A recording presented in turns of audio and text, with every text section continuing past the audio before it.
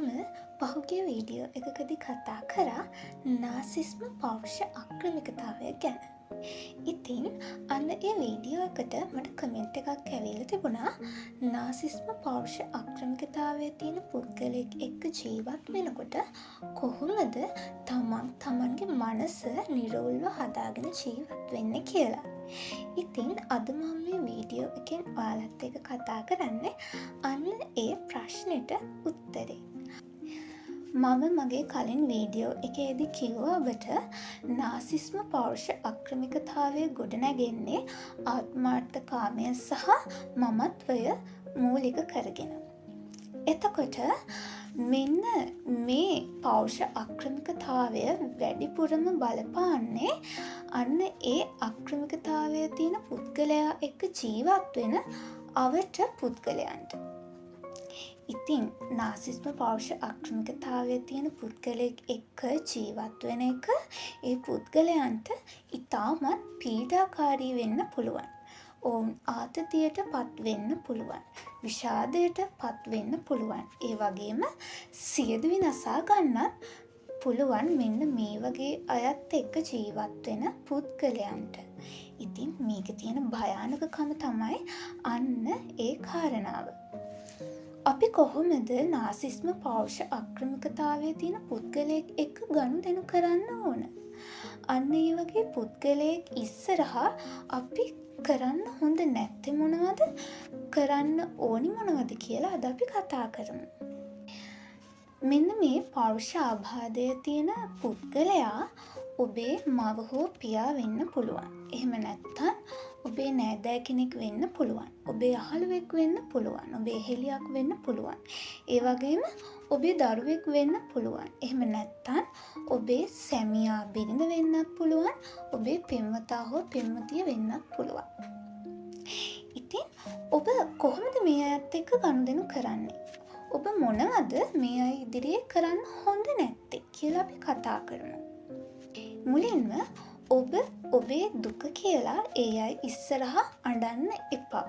ඔබ ඒ අය ඉස්සරහා තමන්ගේ දුක කියලා අඬන එක නවත්තන්න.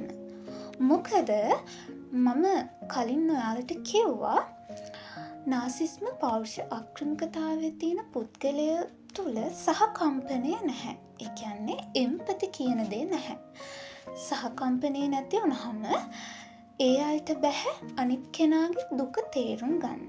අනිත් කෙනාගේ වේදනාව, අනිත් කෙනාගේ කඳුල තේරුම් ගන්න ඒ අයට බැහැ. ඒ නිසා ඔබ කරුණා කරලා ඔවුන් ඉදිරියේ ඔබේ දුක කියලා අඬන එක නවත්තන්න. ඒ වගේම මේ වගේ පුද්ගලයන් සමග කවදාවත් තර්ක කරන්න යන්න එපා. නිහඬ වෙන්න. ඔබට කියන්න කිසිවක් තිබුණත් නැතත් මේ අය ඉදිරියේ නිහඬ වෙන්න. ඒ නිහඬ වීමෙන් කියන්නේ නැහැ ඔබ පරාජයට පත් වුණා කියලා. නිහඬ වෙන්න. වටිනාම දේ නිහඬ වීම. මොකද මේ අයත් එක්ක තර්ක කරාම ගැටුම් ඇති වෙන්න පුළුවන්. ඒ ඇතිවෙන ගැටුම් निराකරණය කරගන්න හොඳම දේ තමයි හොඳම විකල්පය තමයි ඔවුන් ඉදිරියේ නිහඬ වීම. ඔවුන් ඔබ ගැන කියන වැරදි සහ අනිත් අය ගැන කියන වැරදි. එහෙම නැත්තම් ඔවුන් කරන චෝදනා ඔබ පිළිගන්න යන්න එපා. ඒ කියන්නේ ඔවුන් එක්ක රණ්ඩු කරන්න කියලා නෙමෙයි, තර්ක කරන්න කියලා නෙමෙයි. ඔවුන් කියන දේවල් හොඳින් අහගෙන ඉඳලා අපි කියන්නේ අර මේ කනින් අහලා මේ කනින් පිට කරනවා කියලා අන්න ඒ වගේ කරන්න. ඒ වගේම ඔවුන් ඒ වගේ චෝදනාවක් කරනකොට ඔබ අඟවන්න ඒක බොරුවක් කියන එක. ඒක පිළිගන්න යන්න එපා. ඒ කියන්නේ ඒක වචනෙන් කියන්න නෙමෙයි. ඔවුන්ට දැනෙන්න ඉඩ හරින්න ඔවුන් කියන දේ මම පිළිගන්නේ නැහැ කියන එක. එතකොට ඔවුන් ඒක දිගින් දිගටම කරන එක නතර කරනවා. කවදාවත් මෙන්න මේ වගේ පුද්ගලයෙක් එක්ක තමන්ගේ අතිශය පෞද්ගලිකත්වය බෙදා හදාගන්න යන්න එපා.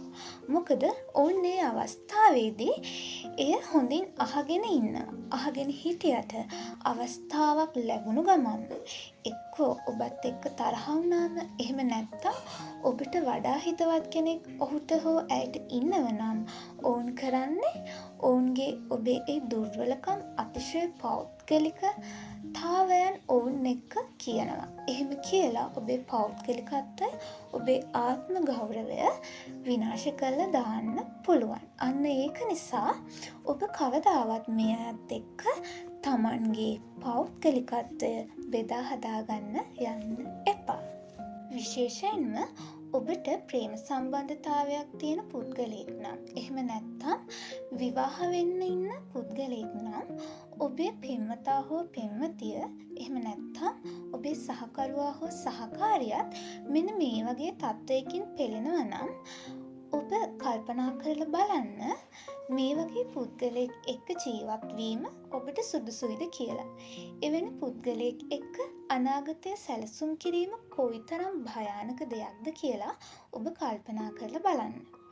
ඔබ විවාහ වෙන්න අවශ්‍ය ඔබ ප්‍රේම සම්බන්ධතාවයක් පැවැත්විය යුත්තේ ඔබේ මානසික සෞඛ්‍ය ආරක්ෂා කරන පුද්ගලයොත් එක්ක. ඔබ මෙවැනි පුද්ගලයෙක් නිසා ඉන්නේ විෂාදමය තත්ත්වයකට පත් වෙලා නම් වහාම මනෝවෛද්‍ය ප්‍රතිකාර ලබා ගන්න. ඒ වගේම මෙවැනි පුද්ගලයෙක් නිසා ඔබ ඉන්නේ පීඩාවට පත් වෙලා නම් ඔබ ඉන්නේ ආතතියෙන් නම් කාලයක් තිස්සේ ආතතියෙන් නම් ඉන්නේ ඔබ වහාම මනෝ උපදේශනයකට යොමු වෙන්න. මනෝ උපදේශනයකට යොමු වෙලා මනෝ චිකිත්සන ක්‍රම මගින් ඔබට පුළුවන් ඔබේ මෙම තත්ත්වය යම් තාක් දුරට මගහරවා ගන්න. ඒ වගේම ඒ සඳහා අවශ්‍ය මනෝ ප්‍රතිකාර ඔබට ලබා ගන්න පුළුවන්. මම කලින් වීඩියෝ එකේදී සඳහන් කරානේ මේ පෞරුෂ ආබාධයේ තියෙන පුද්ගලයන්ව කවදාවත් මනෝ උපදේශනයට යොමු කරන්න හරි අමාරුයි.